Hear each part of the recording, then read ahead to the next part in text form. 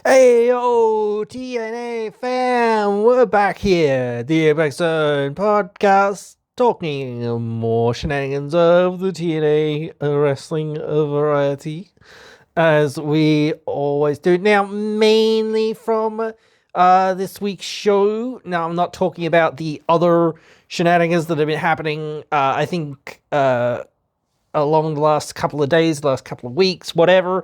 I have a separate video on that, so that will be up about the same time as this video is up. So if you want to hear my thoughts and whatnot about that, you can go find that video along there. So don't think that I'm gonna, maybe I'll mention some of the stuff like I'm mentioning it here, I guess, but yeah, I'm not really gonna talk about all the other shenanigans. I'm only talking about Slammiversary and the shenanigans that they've actually, showcased for this show, and what's going on, and who they've put into this. Mostly the Ultimate X is the only real thing, because like as I said before, and I still don't, actually I kind of felt like maybe they should have kept some things on tenterhooks to an extent, so that people were like, oh, is Amazing Red gonna do this? Is somebody else gonna debut? Is this gonna be this? Is, yada yada yada. The fan theories often fuel, people going, oh, what about this? What about this? What about that? Sort of thing. People get into that sort of stuff. So I do think that should have been left a little bit open, but you know what? I don't know whether I care all that much, but like I said, a few of these were somewhat predictable, I guess, to an extent, at least. So we'll have to wait and see. Well, I don't want to say we have to wait and see where this goes, because we already know where it's going, but I do feel like if they're starting to develop some other stuff for some of the other people that are gonna be in this is where I'm very interested in that. And I'm also interested, I guess, if Amazing Red is going to stick around and for how long and all of those shenanigans or whatnot. Either way, it doesn't matter. He is, in fact, in this match. Now, like I said, I think that's sort of a little bit of a misstep just to say, oh, he's in this match or whatever else it is.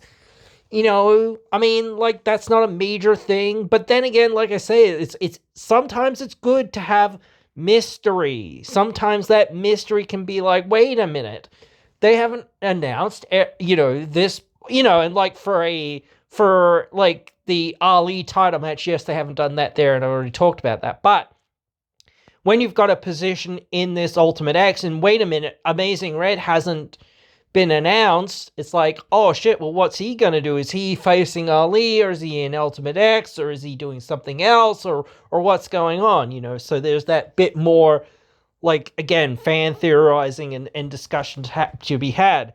But he's in this either way. Kazarian's in this, Casey Navarro's in this, which is cool. I like to see him in this. I like to see him do some cool X Division stuff. I said before, and I'll get to it as well, more stuff. I guess I'll do it in a sec anyway. Actually, Mr. Elegance and Fabian Eichner are in this match as well. So, Casey Navarro. I said before, Fabian Eichner could be doing some big-ish things, potentially in the X Division, but you know what? Actually, I kind of don't know yet. I don't know, but I kind of feel like you could do more stuff with him into the international title division, maybe, but then again, I really think that, I don't know whether I want that to succeed or not. I don't know, but whatever. If you're going to do stuff with it, you need guys like him to do stuff there. But yeah, I'm very interested. I think Casey Navarro is the person that I'm the most, like, interested in this coming out of it. Like, what he's gonna do. Potentially being able to feud with Amazing Red, potentially.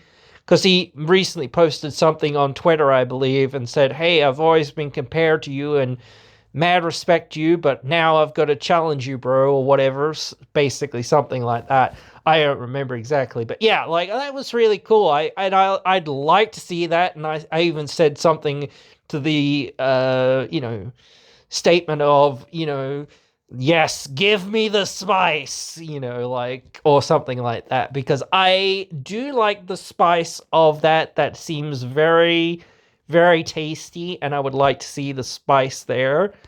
Um, I think somebody said the other day was really weird to me because, like, Mr. Elegance has been on this, like, winning streak, and he is a very featured and prominent player in some ways, and I think that the gimmick that they've got around the whole Elegance brand and whatnot just starts to scream, like, this guy is money, and this guy potentially has a bright future ahead of him just because of that association with, like, not that the brand has done a whole lot, but the brand always feels like it's on that cusp in some ways of, somebody breaking out, somebody going to go somewhere and going to do something, and they're going to be a major, deal. And not to say that you can't be a major deal as a tag team person or whatever, like M and Heather are. But yeah, like, obviously you're thinking, somebody's going to be the next world champion, or somebody's going to be the next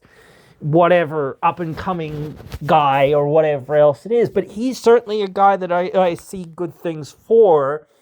If Eichner's sticking around, I could see some stuff for him too, obviously. But I would say that if you're going to put Eichner with somebody, you kind of got to put him with Kazarian.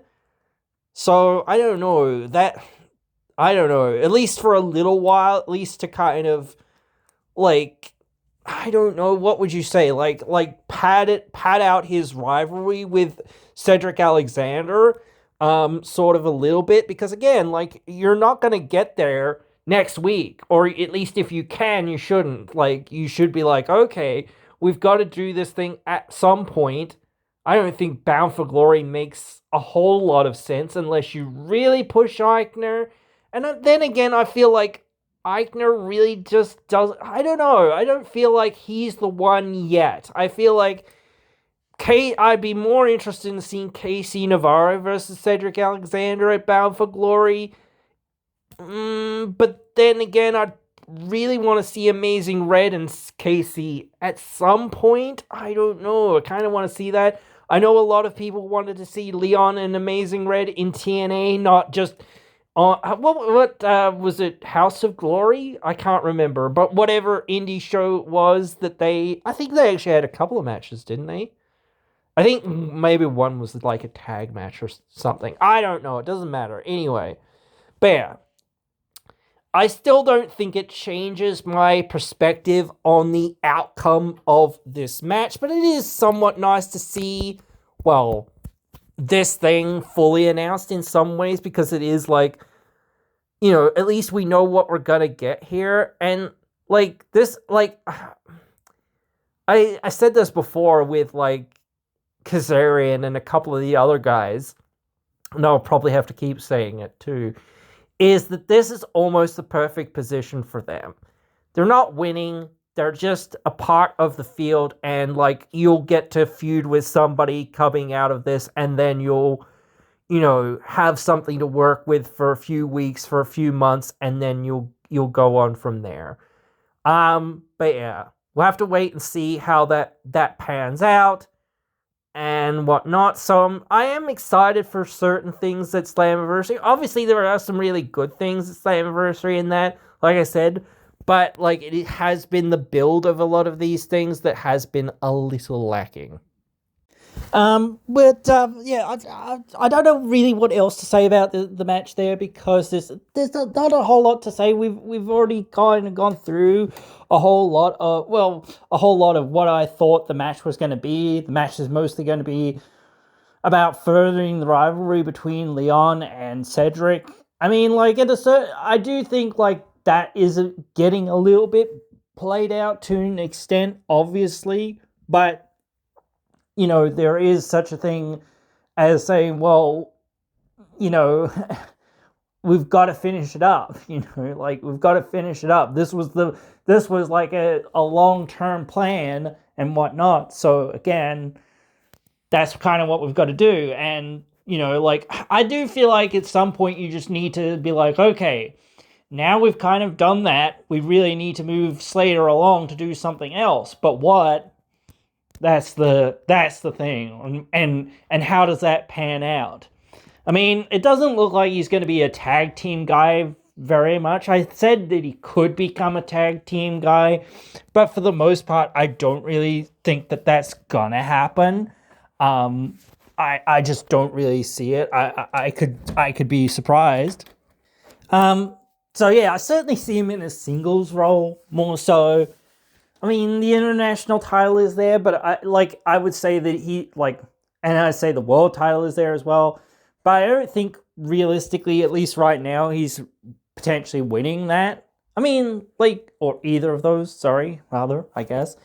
But to say that, well, I could see him more so potentially winning the international title. That is very dependent on what you're going to do with some of these other things and whatnot at a certain point, because I felt like,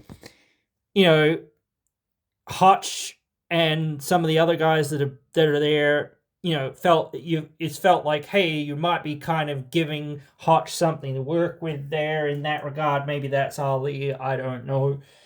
Or maybe that is a decision that has been made, or what, I don't know. But again, I don't know the situation there, and that could be in a situation that may no longer exist. Who knows? We'll have to wait and see, but we will have to find out, obviously. And like I said before, maybe the whole plans are going to go out the window because, we might have new creative for that night. So I don't know. We're going to have to wait and see for that show. But anyway, at the end of the day or whatever, there's so much else to talk about. I've talked about this to death to an extent, but now we've finally got the combatants or whatever you want to say in this match. So now we can actually now you can actually start crafting stories between them. Very interesting sort of four-way sort of thing developing between Enya Black, Ash by Elegance, Indy Hartwell, and Mara Sade. That's pretty interesting. I don't know whether you'd have a tag team situation there in some regards, or maybe just a fatal four-way. Yeah, but I don't know. And obviously, I said this before, but I can't remember whether it was on a video or whatever. But I did say that perhaps the pre-show is mostly going to be the Busted Open sort of style of stuff, where it's just a lot of chitter-chatter for half an hour to an hour, or basically an hour anyway. So yeah, I'm not really down for that, to be honest. But if it is what it is, I think people are still going to be well, that's again why a lot of the pre-shows are pretty mid. But again, that's another reason for people to be oh yeah, well, it's not even, why are we tuning in? Just, at least if you're gonna have a pre-show or a couple of pre-show matches, at least you've got to make them somewhat decent. You've got to try to make them somewhat decent. You've got to try to make these things, not just in terms of wrestling, but in terms of build, in terms of, oh shit, people are actually going to want to see this. I mean, yes, you can have a couple of jobber matches or whatever else it is, effectively. But at the end of the day, you need to have something that people are going to go, oh, I wonder who's going to win here, or I wonder what's going to happen here, or whatever else it is, or has this person got to, keep feuding with this other person, or what's the situation, where's all this going, etc. So yeah, it is one of those things. So I'm interested to see those sorts of things. Certainly, maybe we'll get an update soon. So I would think that this is actually next week is definitely the last chance for them to get any of those little matches sort of updated or together. To me, that's the four-way or even a tag. I think a tag team maybe is on the pre-show, actually. No, I don't think the tag team would be a main show match. But even the four-way would definitely be a main show worthy match. But would it be a main show worthy build? I don't know. But I mean, maybe you're just saving it. I don't know. Like, you could be saving it still. And I still feel like Ash is still injured, but she's still at least able to be on TV and able to do some stuff, at least seemingly. So that's kind of cool and kind of interesting and kind of good, because it's like at least we're getting something there for that, because otherwise it does start to feel like what's going on, and she might as well just be a manager at that point rather than being an in-ring talent. But I'm about to say Mr. Elegance, but the concierge, the personal concierge, does that. So it's sort of a hard position to kind of be in when you've already got kind of another managerial role there. Not impossible, obviously, but it's just tougher. So, but anyway, yeah, I don't know what else you're gonna really have for the pre-show or whatever.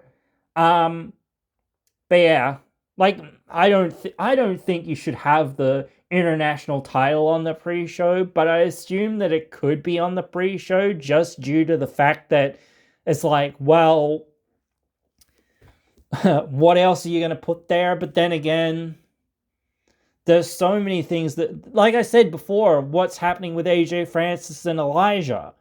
Is that going to be at Slammiversary, or is that just like not happening, or is that waiting for Bound for Glory, or what's happening with that? Like, it's fine if it's not happening for a while or whatever, but it's just like, well, either let's forget about it kind of a little bit and simmer down on it, and let's wait for that to happen, or let's, figure it out and let's go, okay, cool, now it's happening. So you shouldn't be like promoting things around it to be like, oh, this thing, yeah, like it's tough to be like balancing things out and being like, yeah, we haven't forgotten about this, but it's not happening yet or whatever. But again, like, you shouldn't be having these things being like, oh man, is this going to happen? Isn't going to happen? When isn't it? Is it gonna happen? Whatever, all that stuff. So yeah, but yeah, this whole situation hopefully will resolve at Slammiversary, and there are some things obviously in the wrestling, in some ways, like, I do hope that whatever happens, and I actually want to make another video as well, which I have to make in a second, about some of this other developments going on that we've just found out kind of about. And actually there's a few others, but like, yeah, I think I'll try to cover them all together all at once, but we'll see how I go with that. Anyway, guys, that's pretty much it for this one. Hope you've enjoyed. Hope you will join me again in another one.